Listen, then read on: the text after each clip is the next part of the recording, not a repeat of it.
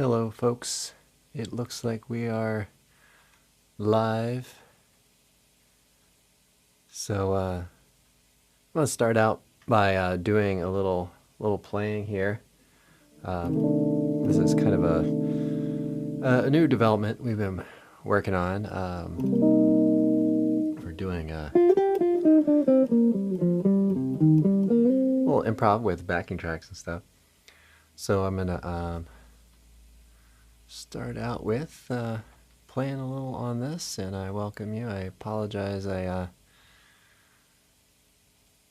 hit the 11 p.m. rather than 11 a.m. on YouTube, so hopefully folks aren't too thrown off by that, but I welcome your questions and comments.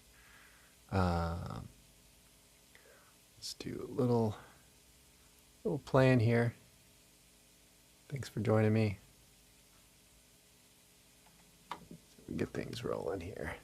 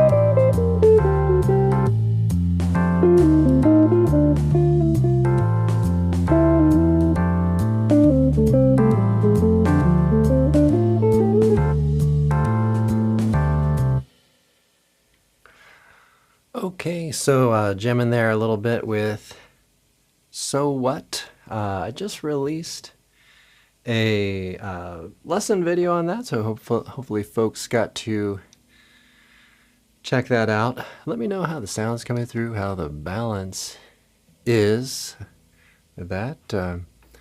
Those tracks were actually generated by iReal Pro. I did a little lesson on our member website on how to work with iReal Pro, and one of those features is that you can export MIDI, so you can get it to generate some tracks and export MIDI and place those into your digital audio workstation, also known as a DAW.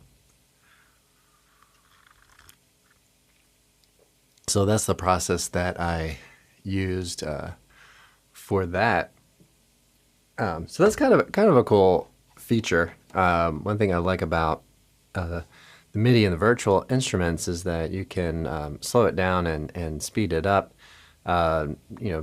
depending on what you want to show. So for like education, like we're kind of working at here, I can play at tempo and demonstrate some things, and then slow it down a little bit and kind of show some different elements, and you don't get any of the artifacts that you would if you were trying to speed up or slow down in audio waveform. So, but I do plan on generating my own MIDI-based backing tracks for future purposes. But this gets me up and running pretty quickly. Actually, just dropped that in 15 minutes before our session today. Okay, I want to invite folks to join the email newsletter. There's a link down in the description below. Actually just provided a little bit of a sample from my my member site that I made available to email subscribers or anyone who wants to sign up for the email newsletter. And so let me put that into the chat here for your convenience. So all you have to do is put your email in there, and then you can do this kind of mini lesson. Pretty cool. I'll show you some features of that a little bit later. But let's get back to doing some playing here. Let's do Cantaloupe Island.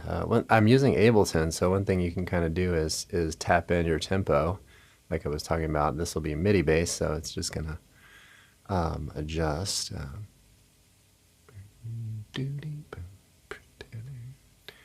Just tap that in. I'm getting about 105, something like that. All right, so let's do a little jamming here on Cantaloupe Island, and I'm gonna mute my mic as I play this here.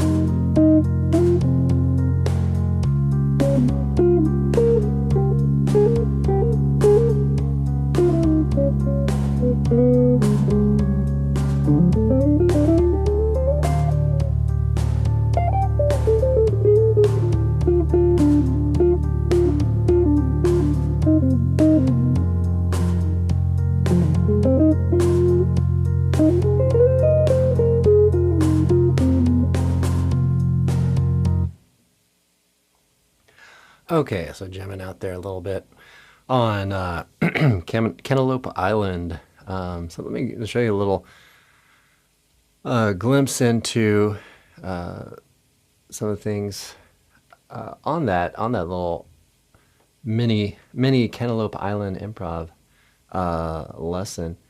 Let's check it out. I'll kind of show you.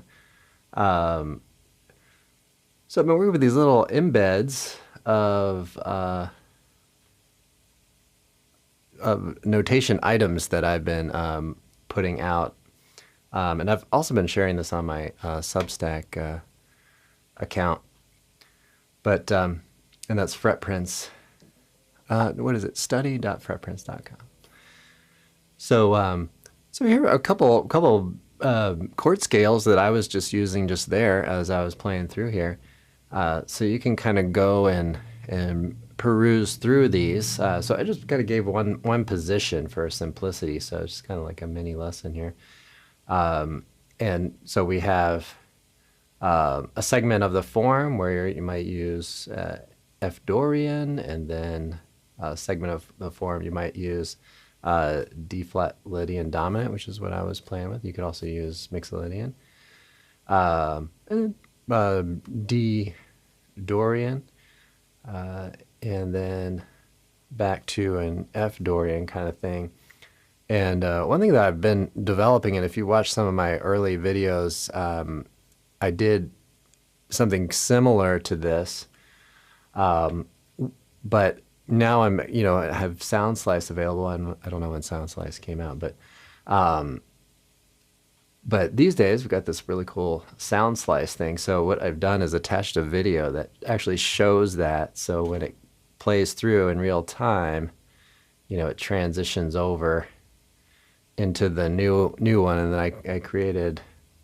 I believe this backing track, is from scratch. So I did use VST drums, but so then you can kind of go through it, it'll play, and as you're jamming along with the backing track and following the form here, you can actually see in the video the things changing, so you can kind of choose your own notes. So I think that's pretty cool. So it's kind of a little lineup that I think I'm gonna use, where I do like kind of a short video, and I just demonstrate something. Encourage folks to internalize these shapes if they haven't already, and then apply them. So a little bit of a lesson, a little bit of study, and then a little application. So I think I'm gonna work with that format in the future. So I think it's kind of fun, pretty cool. So check that link in the description or in the chat, and you'll be able to access that and play through it. That tune is one of my most viewed videos on YouTube, the Cantaloupe Island video. So that one turned out to be really nice.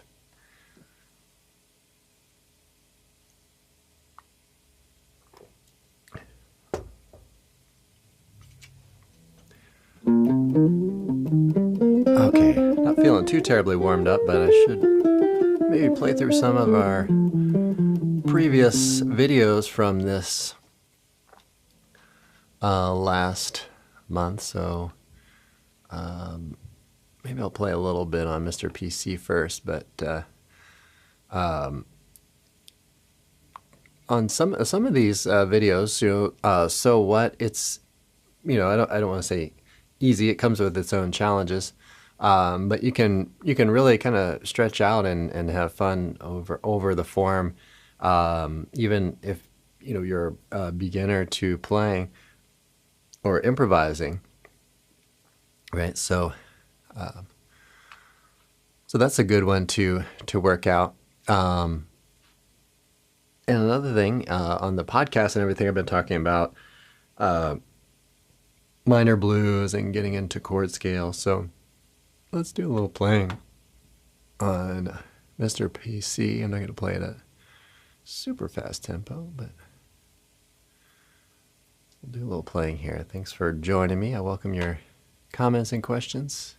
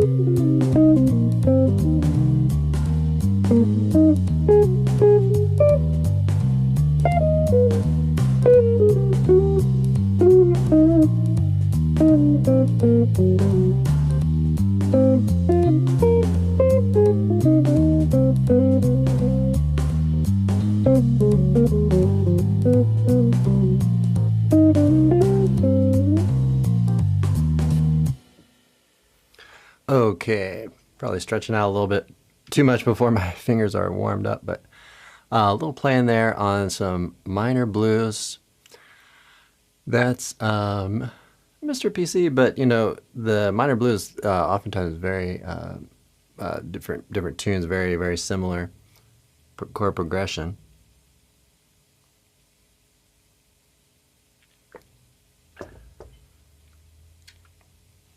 With that A flat 7, sharp 11. That's another one, well, kind of similar to the chord scale on Cantaloupe Island, where we might use one of those modes of the melodic minor. So that is the Lydian dominant. And that's for our predominant type chord, you know. That one works really effectively. And you can also take your blues scale, kind of incorporate that. So if you had minor blues, you could maybe leave out that G, kind of play. So that would be kind of a good sound on that particular tune. One thing we've been talking about recently on the podcast and elsewhere is kind of the concept of static dominance versus functional dominant 7th type chords. So a good example of a functional type dominant 7 on minor blues would be, you know, maybe a G7 sharp 11 or sharp 9.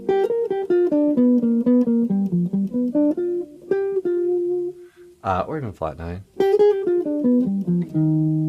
right, where we can really outline the same the progression. So 5 to 1, that's functional, right? Where that's really working to a destination that's different from the current chord. So other static dominants where we might play on a dominant 7th, just kind of sitting on it, you know, like the name implies, the static dominant 7. Oh yeah, let's do a little playing on Freddie Freeloader. Type in my tempo here. I'm coming up with about 112. So let's go with that. All right, a little playing here. Let me know how you're doing, folks. I had set it to PM rather than AM, so I'm trying to get ahead of the game and then put it in the wrong time. So I apologize, but let me know how you're doing out there if you're viewing this live. But of course, this will be available after the fact here.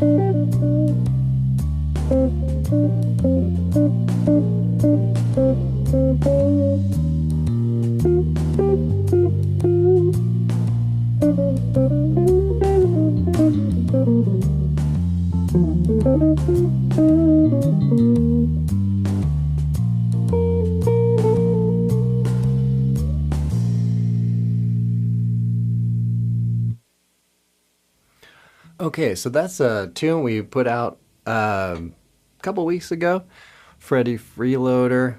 Um, Great tune. And I've been working at putting out more tunes from the very famous Kind of Blue album.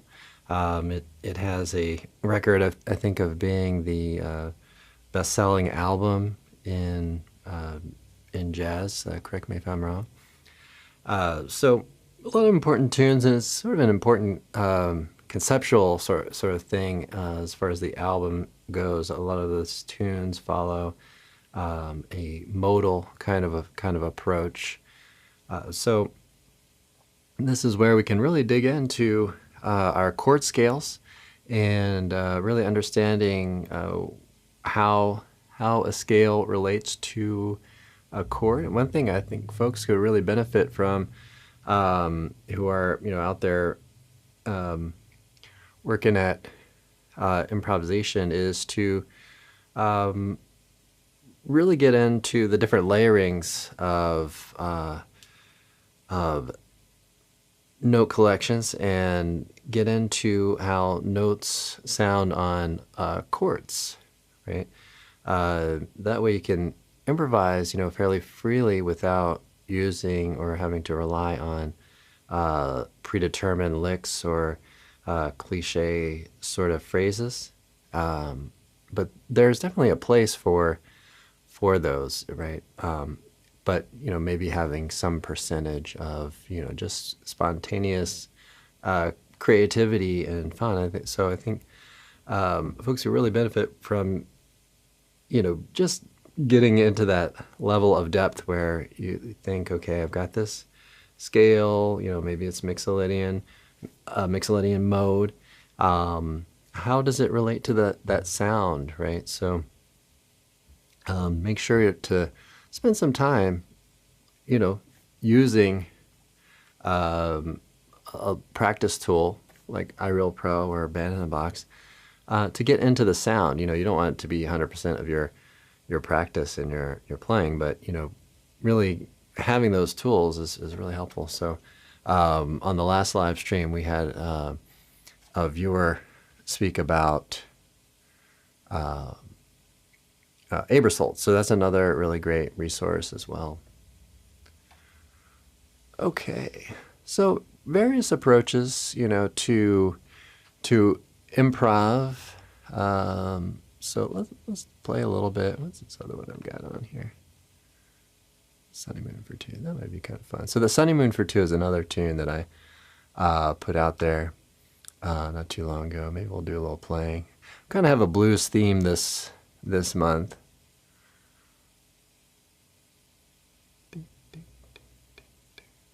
I'm clocking in here around 1:43. Let's see how that sounds. Let's do a little more playing on Sunny Moon for Two. Just improvising. Shouldn't say just, but improvising here.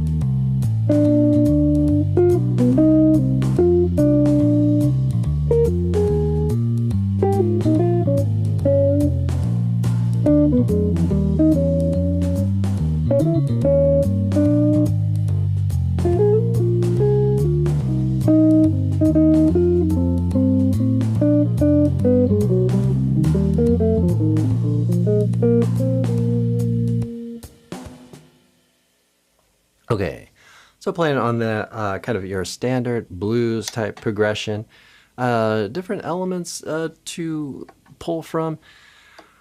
And this is another little tip I'd like to maybe just generally, hopefully I'm not being too repetitive, get out there is to kind of, maybe in a sense move away from the perspective of methods to, like think of, okay, I've got to do this one thing and that's going to be like the answer to improvisation. So methods are great, but we can take elements and work from different ways of in a sense speaking on a tune, right? So there I was playing using some minor pentatonic, and then when you hear the sort of different languages that you want to, or dialects or phrases that you want to pull from, you can use that minor pentatonic for a little tension against certain chords where they just kind of doesn't exactly fit, and then you can maybe move into a more chord specific style of playing, maybe pull from the major blues, stay real close to a particular chord change, and then maybe try to go a half step outside of that, which I did a little bit on the moving into the E flat 7, where I'm playing like E7 arpeggio and just kind of letting that drop down towards the E flat 7. So that's another kind of fun approach that you can take to create different types of language. So you might have like an outside side stepping or side slipping sort of phrase where you're sort of inserting a certain language and manner of speaking, into maybe more, moving into more of a like just kind of general, somewhat vague to the changes, minor pentatonic or minor blues scale. So those kinds of elements where you kind of pick and pull from different things, playing some arpeggios, right? So some chords and inversions that might be broken up, just maybe create some more intervallic, interesting sort of elements. And then, also working with question answer type elements where you might play deliberately end a phrase on a dissonance so that you can work into a more consonant sort of sound.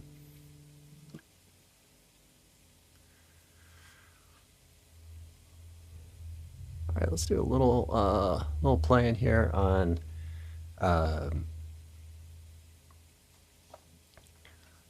Blues for Alice.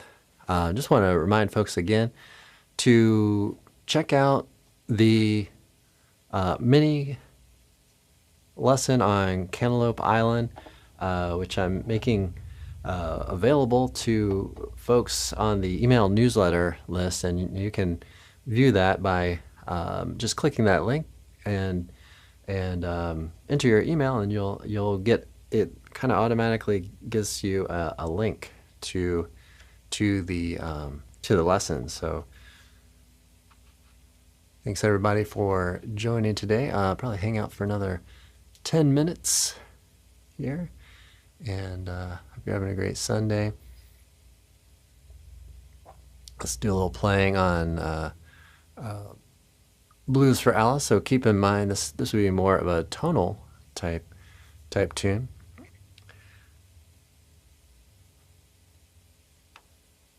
All right, so let's do a little playing on this.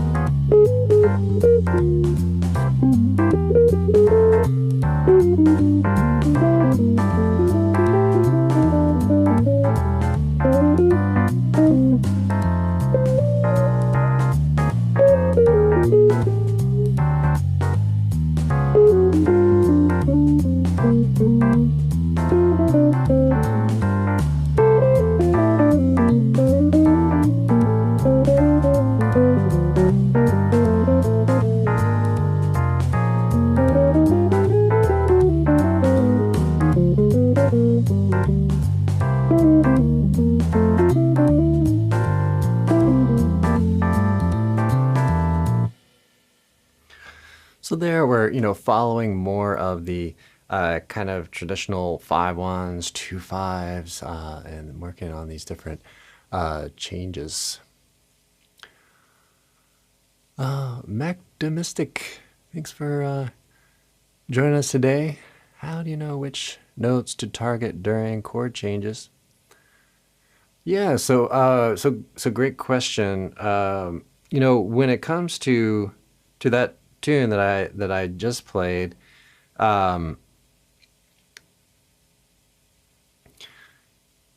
if you kind of maybe zoom out a little bit, you might try to hit certain tones within the form at certain times, and that kind of gets us into some of the things I talked about a little bit earlier with question and answer. One of the challenges with that particular tune is that since the chords are changing so quickly, you're gonna really want to, at least at certain moments, touch on some of the chord tones, right? So in a broad sense, what I would say is be able to hit your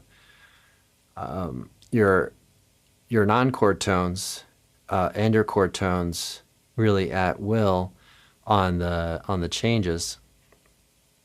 But when it comes to outlining the chords, those arpeggios from the chord symbol themselves will really serve you well. And then there's another element where you may play. You want to be aware, at least, of how notes have an impact on strong beats versus how notes have an impact on the weak beats. So there's a whole kind of like study to that. But in a sense, a tune like Blues for Alice, if you can go for roots, I would use maybe that sparingly, but roots, thirds, fifths. You might use a 6 on a tonic major chord though, but so if you can kind of land those, the ear sort of hears the sound of the chord, when you play those particular tones on that sound. So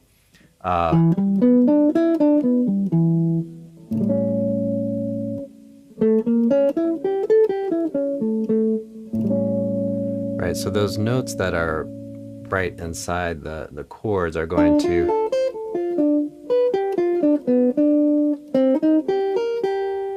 those are going to really help to outline the sounds of the changes.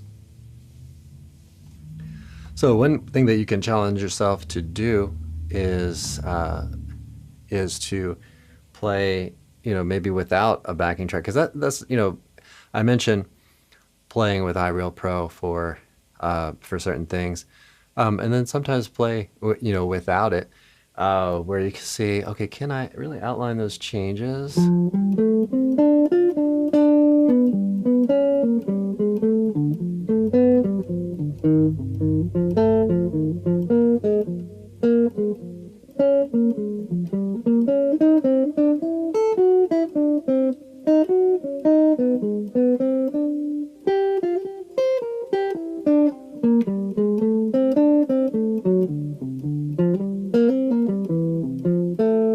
So what I'm really doing there is just playing a lot of chord tones, and that helps to direct, and hear where the sounds are kind of going. So yeah, and that's kind of, I would say the real thing to be after in general is the ability to play, consonants and dissonances on given chords. So on a tune like Blues for Alice, it's a little harder to just stretch out on one of those sounds because they're just kind of moving pretty quickly, and they have a certain place that they're kind of tending to want to go harmonically. But studying his solos, Charlie Parker's solos, is a great way to kind of get into the details of approaching things.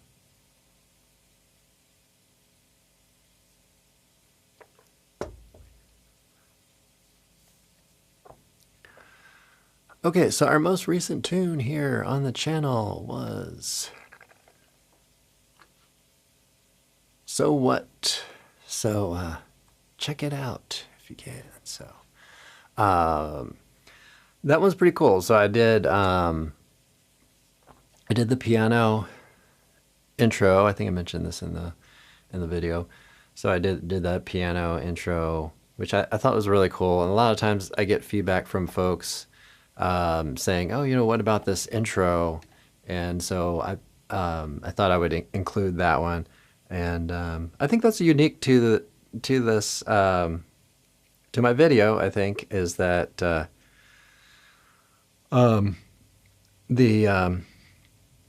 intro I don't think was included in any other videos that I saw on YouTube. So I'm trying to get in the habit of checking out what's currently available to folks when I put a new video out on like a tune like So What. So Actimistic said I got back into guitar, so I'll check for sure out your videos. Yes, don't forget to subscribe, like and subscribe, and to the YouTube channel. Also check out my link. I don't know if that link's available on the Facebook. I am streaming on Facebook as well, but maybe I should put it in the description. I'm not quite as familiar with Facebook, so live tab, interaction. But you might go over to YouTube to get that link, like I talked about before. On Cantaloupe Island, we have a video out, or a mini lesson with some pretty cool things. So check that out, please, and I think you'll really enjoy that. All right, folks, I'm going to play a little on So What? Okay. All right, and then we're going to call it a day after that. Thanks for joining me.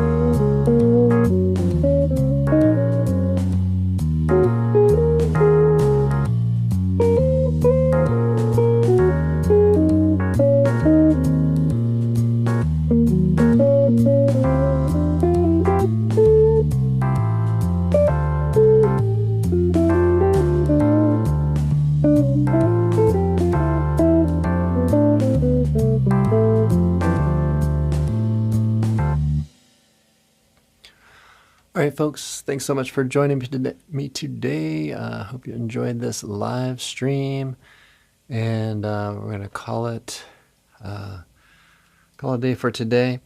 But I'll be back next week.